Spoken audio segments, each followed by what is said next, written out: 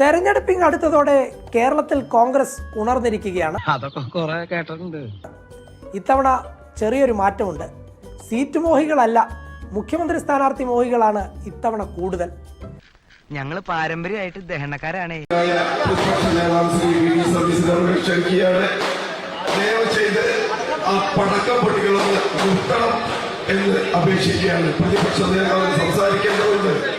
പടക്കങ്ങൾ എന്നും എൻ്റെ ഒരു വീക്ക്നെസ് ആയിരുന്നു. വലിയ ചില പദവികളിൽ ഇരിക്കുന്നവനെ ഒറ്റ നോട്ടത്തിൽ ഒരു ഭ്രാന്തനായി നമുക്ക് തോന്നുകയില്ല. പക്ഷെ അയാൾക്കുമുണ്ടാകും ഭ്രാന്ത്, അധികാരത്തിന്റെ ഭ്രാന്ത്, തന്റെ കീഴിലുള്ളവരെ ചവിട്ടിത്തേച്ച് കാൽ കീഴിൽ നിർത്താനുള്ള ഭ്രാന്ത്. വിജയത്തിന്റെ ആവേശത്തിൽ രണ്ട് പറയാനൊരുങ്ങിയാണ് VD സതീശൻ വന്നത്.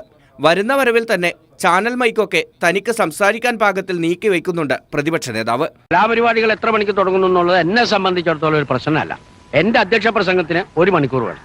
അതുപോലെ തന്നെ ഉപസംഹാരം എനിക്ക് 1.5 മണിക്കൂറെങ്കിലും വേണം ചുരുങ്ങിയത്. എങ്കിലേ എന്റെ ആശയം ജനങ്ങളെ പറഞ്ഞ് ബോധ്യപ്പെടുത്താൻ നോക്കൂ. പക്ഷേ ഞാനല്ലേ KPCC പ്രസിഡന്റ്, ഞാൻ പറഞ്ഞു തുടങ്ങാമെന്നായി സുധാകരൻ. അതല്ല, ഞാൻ പറയാമെന്ന് സതീശനും.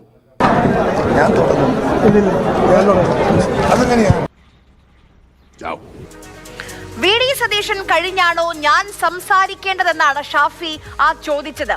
പ്രവീണിന്റെ പ്രസംഗം തീരുന്നു, ഷാഫിയെ വിളിക്കാൻ ശ്രമിക്കുന്നു. മൈക്കിന്റെ അടുത്തെത്തും മുൻപ് അധ്യക്ഷന്റെ കഴുത്തിന് ഷാഫി പിടിക്കുന്നു.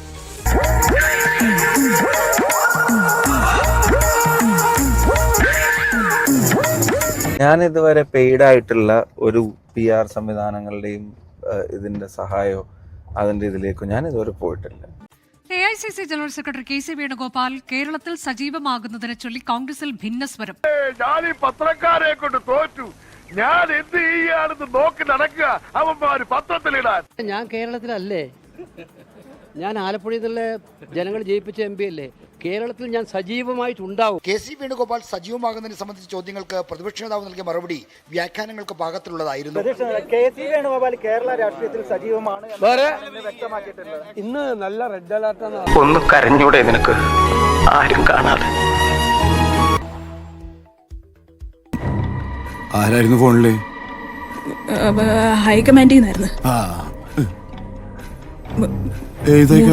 മൂർത്തി സാറിനായിരുന്നു ഞാൻ പറഞ്ഞു കുളിക്കാൻ പോയിരിക്കുന്നു. കഴിഞ്ഞ കുറച്ച് ദിവസങ്ങളായി നമ്മൾ ആവർത്തിച്ചു കേൾക്കുന്ന വാക്കാണ് ഈ PR എന്നത്. ചില ആളുകൾ ജോലിയിലേക്ക് പോകാൻ ആഗ്രഹിക്കുന്ന ഒരു പൊതു സമീപനം നമ്മൾ കണ്ടുകൊണ്ടിരുന്നത്. അതിന് വ്യത്യസ്തമാണ് ഇവിടെ. എന്താ ഉണ്ടാക്കുന്നത്?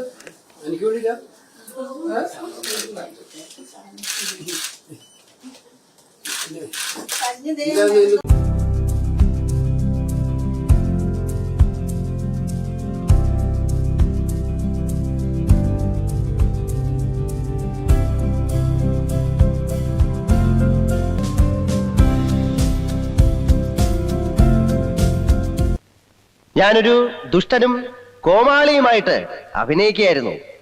അഭിനയിച്ച് നിങ്ങളുടെ ഓരോരുത്തരുടെയും പ്രശ്നങ്ങൾ ഞാൻ അസലായിട്ട് പഠിച്ചു. അവയ്ക്കെല്ലാം പരിഹാരങ്ങളും ഞാൻ കണ്ടുപിടിച്ചു. തമ്പുരാൻ അതൊന്ന് പരിഗണിക്കണം. പോളിംഗ് ബൂത്തിൽ ചെല്ലുമ്പം എന്റെ കാര്യം കൂടെ ഒന്ന് പരിഗണിക്കണം. അത് പറയാനുണ്ട്. ഞാൻ പോകുന്നു.